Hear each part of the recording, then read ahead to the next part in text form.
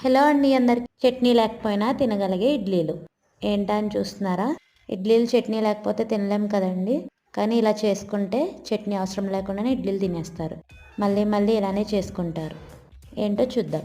దానికోసం ముందుగా ఒక కప్పు పల్లీలు తీసుకుని ఇలాగా వేయించేసుకుని కొంచెం పొట్టు తీసుకుని ఒక మిక్సీ జార్లో వేసుకొని దాంట్లో ఒక 5-6 వెల్లుల్లి రెబ్బలు, రుచికి సరిపడగా ఉప్పు, అలాగే 1/2 టీ స్పూన్ కారం వేసుకొని చిన్న నిమ్మకాయ సైజ్ అంతా చింతపండు కూడా వేసుకొని ఫైన్ పౌడర్లా మిక్సీ పట్టేసుకోవాలండి. ఈ పౌడర్ని మనం ఎప్పుడు కావాలంటే అప్పుడు ఇడ్లీలకి నేను చేపించే వీడియోలాగా యూస్ చేసుకోవచ్చు. ఇది ఒక 1 to 2 months కూడా నిల్వ ఉంటుందండి చేసి పెట్టుకున్న తర్వాత. ఇడ్లీలని ఇలా చిన్న చిన్న ముక్కలుగా కట్ చేసి పెట్టుకోవాలి.